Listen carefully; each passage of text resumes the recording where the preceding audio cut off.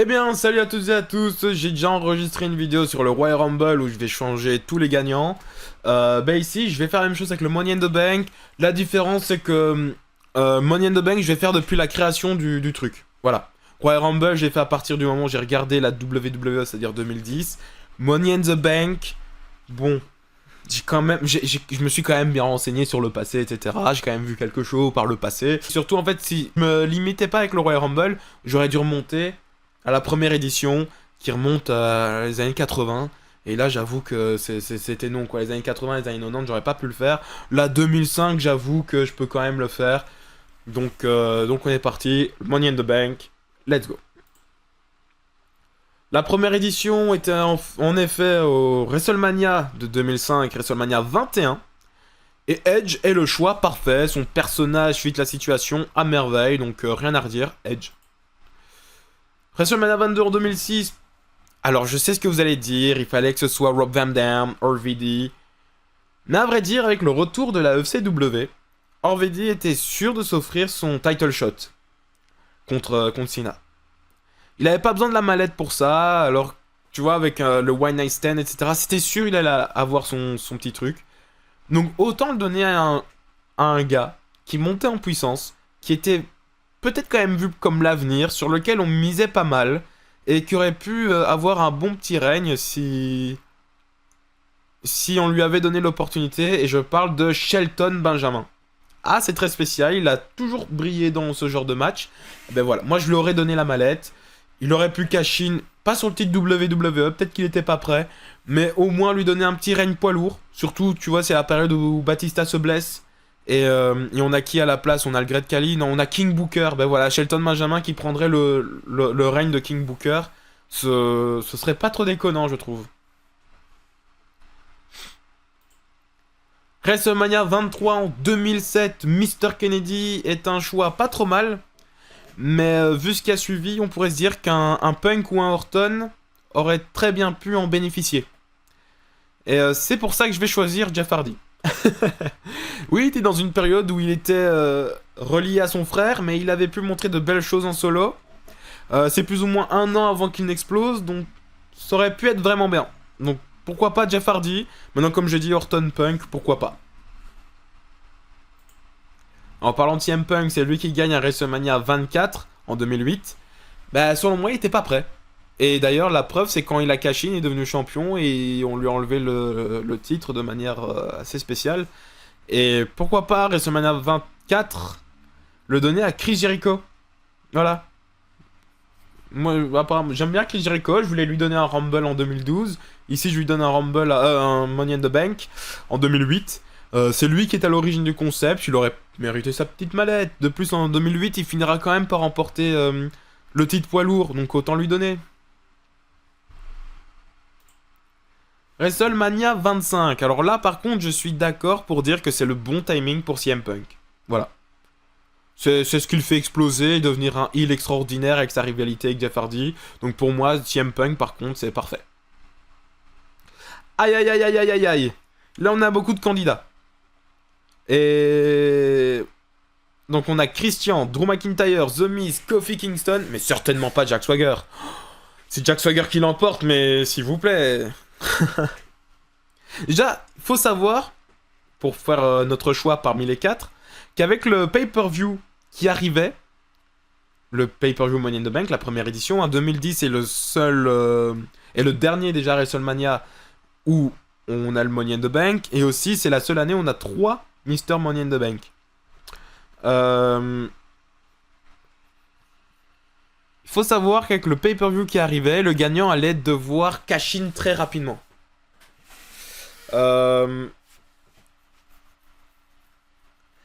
Donc ça nous enlève The Miz. En fait. The Miz cash in aussi rapidement, c'était impossible pour lui, étant donné qu'il était déjà champion des États-Unis et champion par équipe, ou alors tu lui donnais pas le titre par équipe et tu lui enlevais le titre des États-Unis. Mais je trouve que c'était très bien, et prendre la première moitié de 2010 pour le construire, pour pouvoir aller chercher le titre mondial en fin d'année, je trouve que c'était vraiment le choix parfait. Donc voilà, pas The Miz à WrestleMania 26. Drew était champion intercontinental. Donc, même argument. Il aurait dû soit perdre le titre très rapidement et cash-in dans la même soirée, mais il n'était pas encore hyper prêt non plus. Donc c'est ça le problème, c'est que le gars aurait dû cash-in très rapidement. Il y a Kofi Kingston, mais je trouve que cash-in rapidement, c'est pas un move de babyface. Sauf si le champion est vraiment un gars que tu hais. Tu vois, si Randy Orton était champion, on sait bien qu'à l'époque, Randy et Kofi étaient en rivalité. Donc pourquoi pas, mais non, non là ça fit pas Kofi Kingston. Ce qui laisse Christian, et en plus de ça, ben, l'histoire est quand même très bien entre Christian et Edge. Il pourrait faire un heel turn sur son meilleur ami. Ben, Edge qui battrait Chris Jericho cette fois-ci. Et voilà. Première édition du pay-per-view Money in the Bank. On commence avec SmackDown, car c'était l'opener du show, si je ne me trompe. Et Kane était un très mauvais choix selon moi. Là par contre, Drew McIntyre et Kofi Kingston étaient de meilleurs candidats. Pour tout ce que j'ai expliqué, les deux étaient prêts à exploser, etc. Vu ce qu'on voit d'eux aujourd'hui, ça prouve qu'ils avaient la tête sur les épaules pour pouvoir rester un bon moment. Mais j'arrive pas à m'enlever du crâne que John Morrison aurait mérité un titre mondial. De plus, avoir ce petit parallèle avec Morrison avec la mallette bleue pendant que The Miz a la mallette rouge, bah, je pense que ça aurait été hyper cool. Et ben voilà, et justement on y vient. The Miz, Mr. Money in the Bank de Raw, pour moi c'était le choix parfait. 2011. Personnellement en 2011 j'étais pas dans le train de Daniel Bryan. Donc de plus son règne derrière de champion de monde poids lourd n'était vraiment pas ouf. Donc je lui donnerai pas, et vous allez me dire oui mais derrière c'est quand même important ce qui lui arrive. Le titre poids lourd, je trouve que c'est vraiment pas grâce à ça qu'il est devenu la star mondiale. C'est grâce à l'Authority, grâce au challenge de John Cena à SummerSlam. Mais je pense que vraiment ce qui l'a aidé à pouvoir accéder à SummerSlam 2013, c'est son team-up avec Kane. C'est la team Hell No, selon moi. Et le titre poids lourd, pour moi, il a vraiment eu un très mauvais règne, selon moi. Vraiment un très mauvais règne. Il est champion sur une très courte période, il passe pour un champion très faible et il n'a pas de match mémorable en tant que champion, il n'a pas de défense mémorable. Et il a très peu d'adversaires différents et il perd son titre en 18 secondes, je pense, c'est ça? Donc, allez, autant je me permets de donner la mallette à quelqu'un qui le méritait plus à l'époque et en plus de ça, qui méritait quand même aussi un titre mondial et qui aurait pu peut-être en faire un truc derrière. Wade Barrett. Voilà, Wade Barrett. Du côté de Raw, ne supportant pas Alberto Del Rio et ne voyant pas le potentiel en lui à l'époque, je vais choisir quelqu'un d'autre. Et je crois que John Morrison aurait été un bon choix, intéressant. Voilà, on y revient pour tout ce que j'ai dit avant. Pour moi, il méritait quand même son petit titre mondial.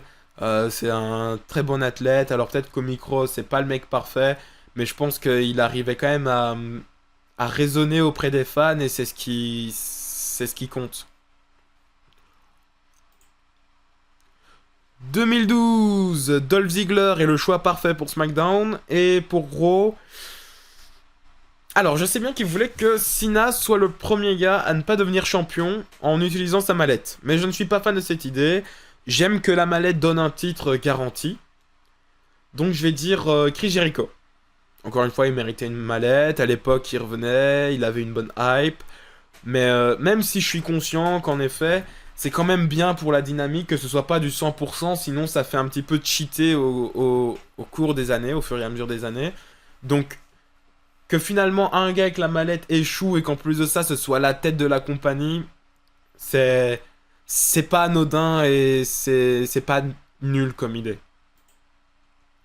Là par contre, il est sur une idée nulle. 2013, pourquoi faire gagner Damien Sandow? J'hésite entre deux personnes. Cody Rhodes et Wade Barrett. Bah à l'époque, Cody, je pense que c'est le moment parfait en fait. Et même je dirais qu'un an plus tôt aurait peut-être été le moment parfait, mais bon, il y avait Dolph Ziggler aussi, donc... Ouais, Cody, il s'est lancé en solo en 2010, il a eu son titre intercontinental en 2011, en 2012 il a eu un vrai bon règne, il s'établissait. 2013 c'était le moment pour qu'il ait la mallette quoi, et je sais pas comment ça se fait que c'est Damien Sandow qui se soit retrouvé avec. Maintenant, je sais bien qu'il voulait unifier les titres mondiaux et donc bah, que ça baisait quoi qu'il arrive celui qui gagnait la mallette de SmackDown. Mais ouais, tu faisais gagner Cody quoi. Ou alors Barrett, c'est vrai qu'à l'époque Barrett aussi avait une bonne hype avec son Bad News Barrett. C'est déjà à cette époque-là le Bad News Barrett?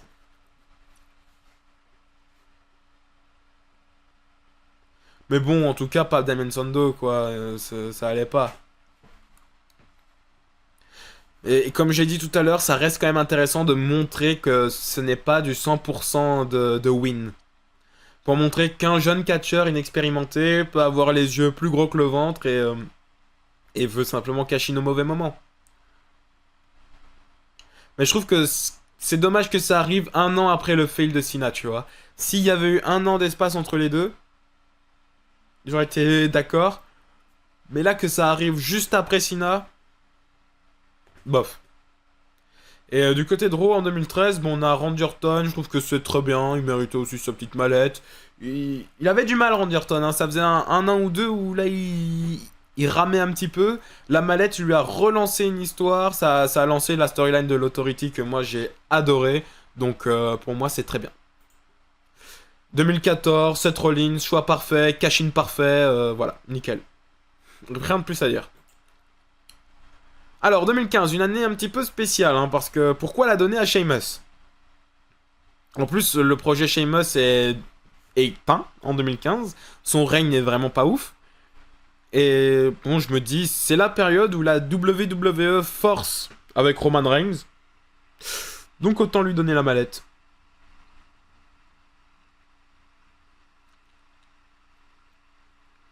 Autant lui donner la mallette. Après, il y a un autre homme. Cet homme, mais c'est le troisième membre du Shield, celui qui est sur l'affiche. Ah, Dean Ambrose, hein. Dean Ambrose, parce que c'est vrai que la WWE voulait à tout prix que Roman Reigns soit le projet. Ils aiment pas, enfin ils veulent faire des grosses victoires pour leur projet. Donc c'est vrai que gagner sur un cash-in, son premier titre mondial, c'est peut-être bof. Mais alors dans ce cas-là, me donner le à Ambrose, ça aurait pu être aussi être très intéressant. Mais voilà, Sheamus, je suis pas convaincu. C'est parce qu'en fait, il me semble que il voulait donner la mallette en 2014 à Sheamus. Avant que la WWE ne split le Shield, c'était Sheamus qui devait être Mr. Money in the Bank. Et ensuite, ils ont split le Shield et du coup, ils l'ont donné à Rollins.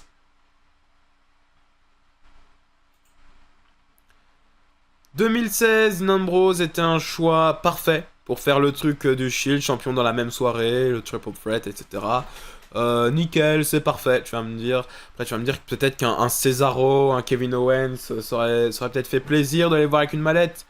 Mais bon, voilà, on peut pas contenter tout le monde, malheureusement. C'était l'année d'Ambrose. Owens deviendra quand même champion du monde dans cette même année. Et Cesaro bah, formera The Bar, donc finalement aussi, c'est ce qui va un petit peu lui redonner du peps dans sa carrière. 2017, uniquement du côté de SmackDown, premier Money in the Bank des femmes, mais pour moi, Carmella était le choix parfait. Elle était et reste la meilleure Miss Money in the Bank de l'histoire pour l'instant. Je trouve que c'est une gimmick qui allait à la perfection à son personnage, Miss Money in the Bank. Donc Carmella, choix parfait. On peut remettre en question en effet la façon dont elle gagne. C'est James Ellsworth qui va chercher la mallette, etc. Ça, je suis bien d'accord. Mais pour moi, Carmella reste le choix parfait parce qu'en plus, faut pas oublier que Money in the Bank, c'est des underdogs de base. C'est Edge, le premier Mr. Money in the Bank. Un mec opportuniste qui n'est pas vu comme un main eventer, etc. Mais voilà, Carmella, c'est pas une meuf vue comme main eventer. Il y a qui dans le main event à ce moment-là? Il y a Naomi, même qui est championne du monde. Il y a Alexa Bliss. T'as Bayley, t'as Sasha Banks, t'as Charlotte Flair. T'as Nia Jax qui gratte un petit peu plus. Et tu vois pas forcément Carmella le main event, quoi. Donc, pour moi, c'est parfait. Du côté des hommes, Baron Corbin est un choix parfait aussi. Le mec avait fait ses débuts à WrestleMania en 2016, WrestleMania 32. Il avait remporté une Battle Royale en plus de ça. Il a passé une année à battre des low carders, c'est normal. Puis on sentait qu'il commençait à grandir. La mallette était la suite logique selon moi. Et il aurait dû être champion de la WWE. Ouais, je suis désolé. Pour moi, Baron Corbin aurait dû être champion du monde. Et même à plusieurs reprises. Enfin, du moins dans sa carrière. Pour moi, il aurait dû pouvoir cash in, que ce soit sur Jinder Mahal, AJ Styles ou Nakamura, j'en sais rien. Mais pour moi, il aurait dû cash in à un moment donné, devenir champion de WWE, et même en 2019, quand il était le dirigeant de Raw, je pense qu'il aurait pu s'offrir un petit règne champion Universal. Et, euh, et en plus de ça, bah, ça aurait donné plus de prestige au mec qui a quand même terminé la carrière de Kurt Angle, quoi. 2018, du côté des femmes, mais il fallait une femme pour empêcher Ronda Rousey de devenir championne et se faire ensuite péter à SummerSlam. Donc ce rôle pourrait revenir à n'importe qui. Voilà, ça fonctionnait. Donc Alexa Bliss, oui, c'est une île établie du côté de Raw, donc autant le faire avec Bliss.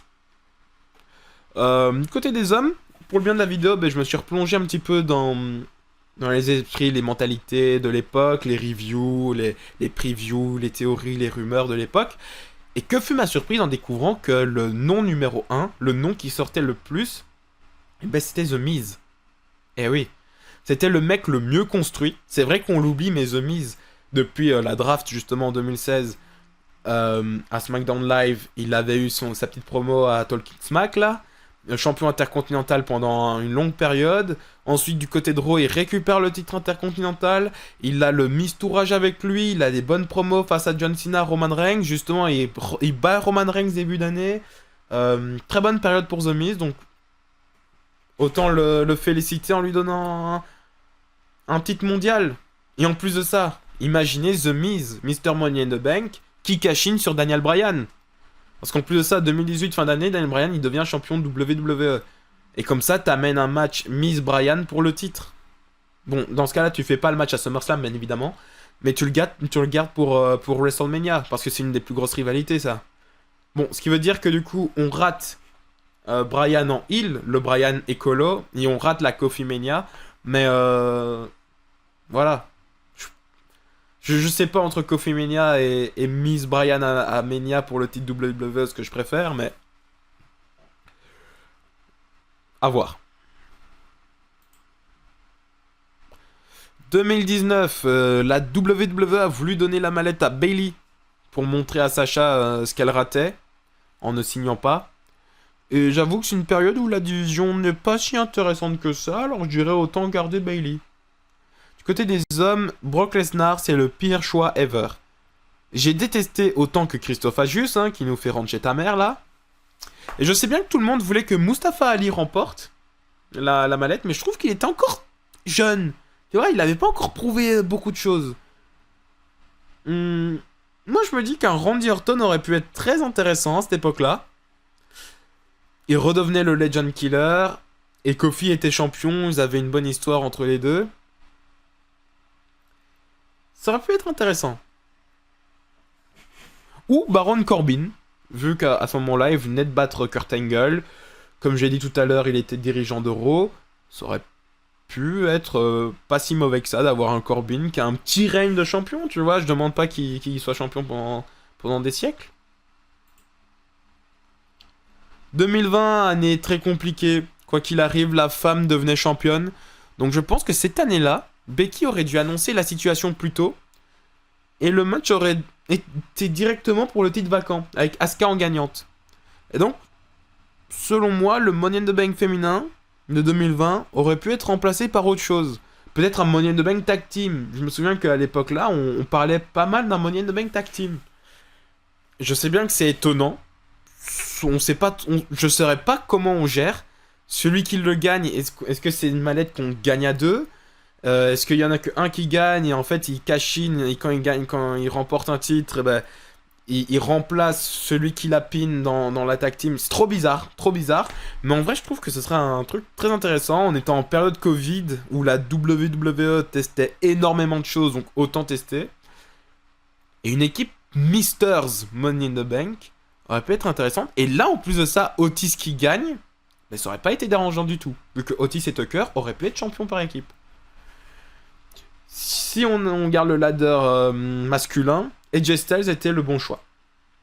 Aleister Black était mieux qu'Otis. Et Baron Corbin aussi. Enfin, bref, Otis, pire choix. Sauf si ça avait amené un cash-in dans la division par équipe. 2021, une année faible pour les femmes, donc autant laisser Nikki H, Nikki ASH là. Comme ça, elle a son règne, il tente des nouvelles choses, donc voilà. Par contre, j'aurais peut-être pris plus de temps pour cash-in. J'aime pas quand on cash-in tout le temps dans la même soirée. Les femmes, c'était tout le temps ça, hein. Il y a Carmella qui l'a gardé pendant longtemps, puis les femmes, c'était max un mois, quoi. Là, Tiffany Stratton, c'est la deuxième plus longue Miss Money in the Bank, alors qu'elle a la mallette depuis 5 mois. Du côté des hommes, bah, Biggie, pour moi, c'est le choix parfait. Voilà, y a rien à redire. Biggie, c'était nickel.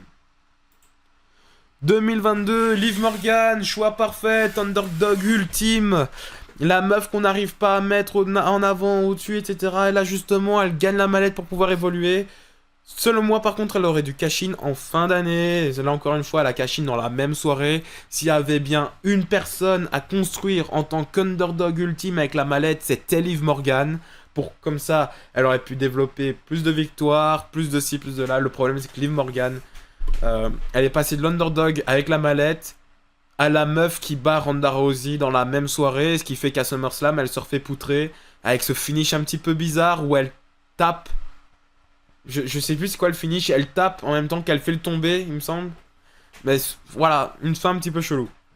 Du côté des hommes, même si j'adore Austin Theory et que pour moi il aurait dû cash in pour devenir champion du monde et même potentiellement le plus jeune champion du monde de l'histoire.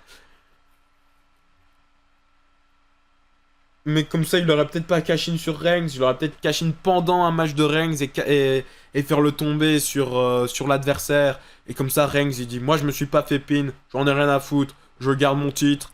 Et comme ça, Reigns qui garde le titre Universal et Theory qui prend le titre WWE. Comme ça, Reigns garde le record, garde le nombre de jours, etc. Mais Sami Zayn. Sami Zayn, à ce moment-là, il s'approchait de la Bloodline. Sans plus, il essayait quand même de les voir, mais il y accédait jamais. Là, ça aurait pu être intéressant que Sami Zayn puisse gagner la mallette et que Roman Reigns redoute son cash-in et donc l'accepte dans la Bloodline rien que parce qu'il sait bien qu'il a la mallette.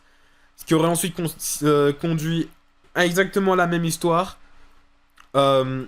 Sauf que Sami Zayn aurait cash-in contre Roman Reigns pour une ceinture à WrestleMania. Beaucoup de gens à l'époque, je me souviens, voulaient limite que Sami Zayn, vu que l'histoire était vraiment avait pris des ampleurs, voulaient que Sami Zayn prenne la place de Cody, ou que ce soit un Cody contre Sami, ou alors nuit 1 Cody, une nuit 2 Sami, enfin tu vois, un truc dans le genre. Et ben voilà, justement, tu faisais cash-in de Sami Zayn, nuit 1 Roman Reigns Sami Zayn pour le titre Universal, et nuit 2 Cody contre Roman Reigns pour le titre WWE. Et là, Cody remportait le titre et finish the story à WrestleMania 39. Comme ça, il avait son titre. Et derrière, Roman Reigns pouvait passer les 1000 jours. À cette époque-là, ça aurait pu être intéressant. Maintenant, tu vas me dire, ce qui veut dire qu'on serait peut-être passé à côté de l'histoire de 2024, à côté de The Rock, le mouvement We Want Cody, le Avengers Endgame à WrestleMania 40. Je suis bien d'accord avec vous. Mais ça aurait pu être très intéressant quand même. 2023, du côté des femmes, Io Sky, choix parfait. Voilà, comme je l'ai dit pour les Royal Rumble, Money in the Bank, pour moi, c'est les choix parfaits à chaque fois pour les femmes. Et en 2024, je le spoil, mais Tiffy c'est le choix parfait. Et Damien Priest, pour moi, c'est le choix parfait aussi. Surtout quand on voit ce qui s'est passé pour lui depuis. Damien Priest, pour moi, c'est l'un des plus gros succès de l'ère Triple H. Donc, je suis très content pour ce qui se passe pour Damien Priest. J'adore ce mec et trop content pour lui. Voilà. 2024, on a Tiffy, comme je l'ai dit, et je l'aurais donné soit à Jay pour qu'il cash in sur Gunther.